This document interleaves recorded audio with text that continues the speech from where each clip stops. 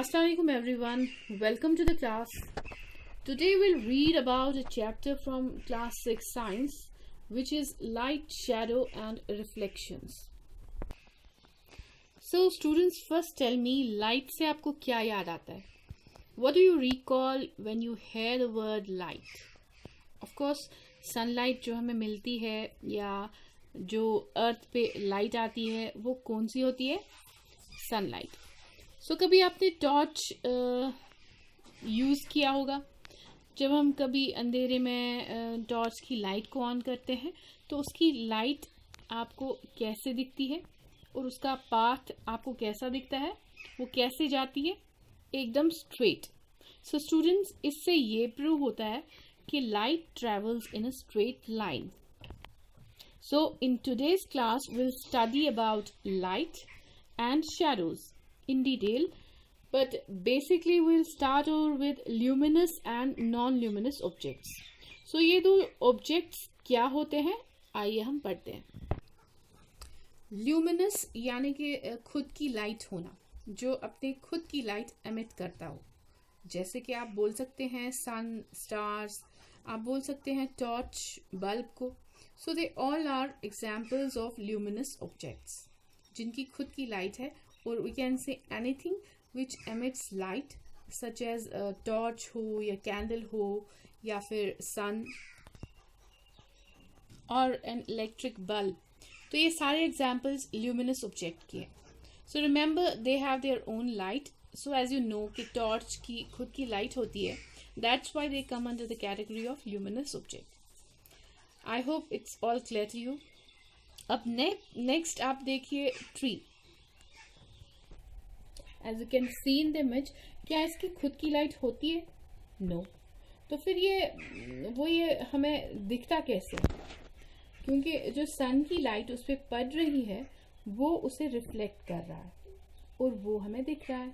So non luminous objects वो होते हैं जिसकी खुद की लाइट तो नहीं होती है, but they reflect the light which is put on them. So you can see non-luminous objects by the light reflected from them. जो भी light वो reflect करते हैं उनके through ही वो visible होती है. Examples हम देखते हैं moon की, the tree, rivers, birds, flowers, and we human beings are all examples of non-luminous objects. So as you can see on the screen, I'll recap. Luminous objects जो होते हैं which produces visible light. For example, candle, sun, flashlight, neon lights, etc. And non-luminous objects which does not produce visible light and reflects or allows light to pass through, allow us to see the object. यानी फिर तब भी हम उस object को देख सकते हैं जब वो लाइट रिफ्लेक्ट करती है जो भी उन पर पड़ती है. फॉर एग्जांपल मून है, स्टेन्ड ग्लास विंडोज हैं, coloured liquids, text book, pen, जो भी कुछ etcetera. So hope both luminous and non luminous objects are clear to you now. So now we'll move to another categorization where we will study about transparent, translucent and opaque objects. इन सब के बारे में पढ़ेंगे. So transparent क्या होता है, आई am sure आप सबको पता होगा. ट्रांसपेरेंट जैसे कि glass, you can easily see through it. आप इजीली उसके आर पार देख सकते हैं. अगर मैं बात करूं वाटर की, you can easily see through water as well. So ऐसे सब्सटेंस जिनके थ्रू लाइट पास हो सकती है वो ट्रांसपेरेंट ऑब्जेक्ट्स होंगे.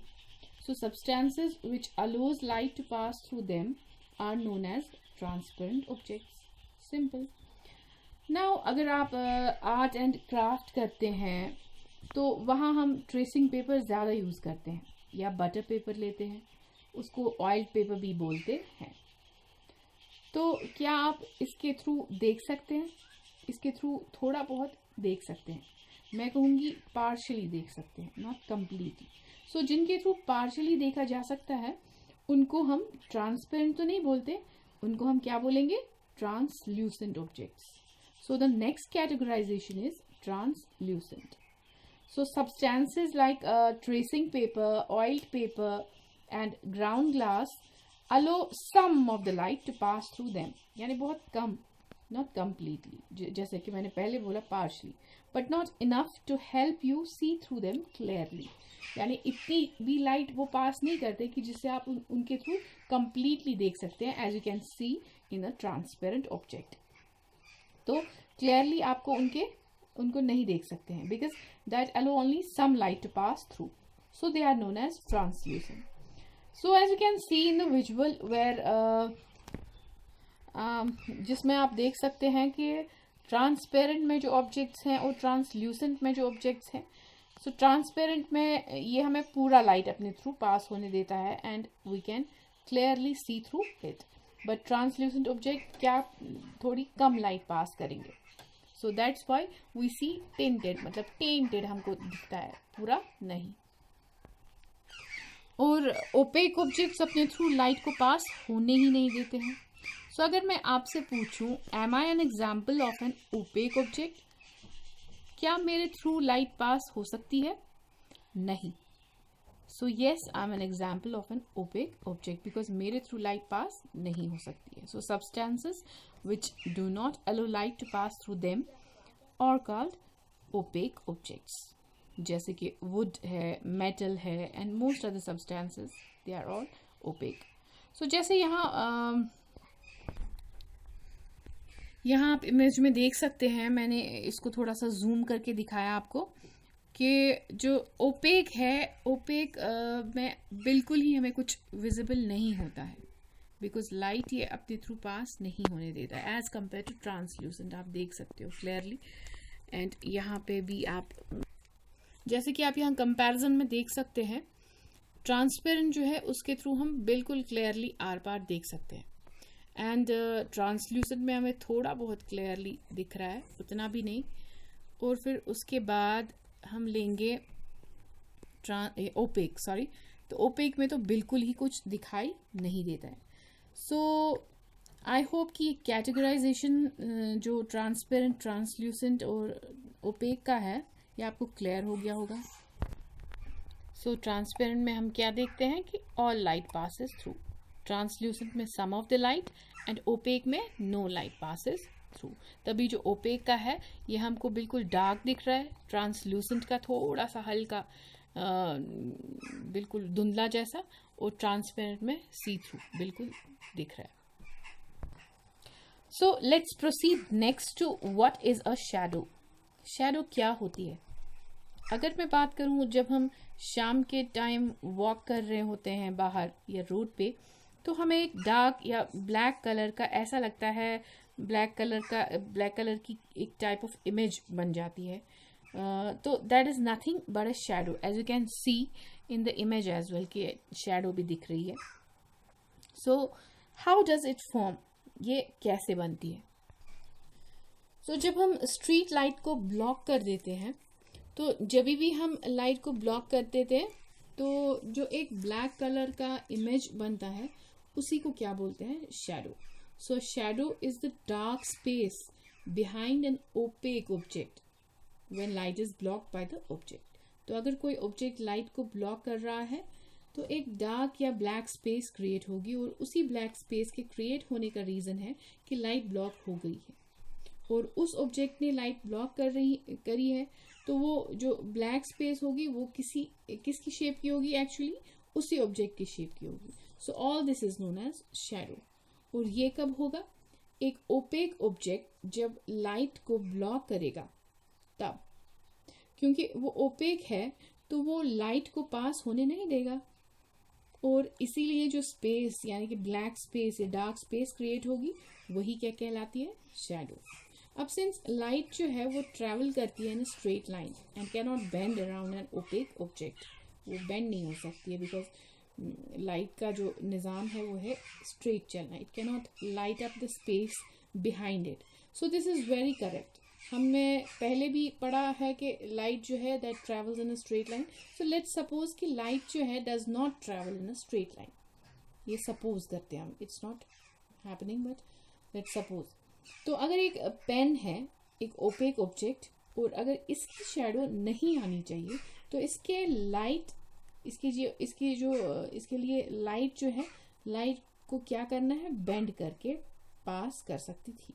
बट ऐसा नहीं होता है. लाइट जो है वो बेंड नहीं हो सकती है because light always travel in a straight line. तो अगर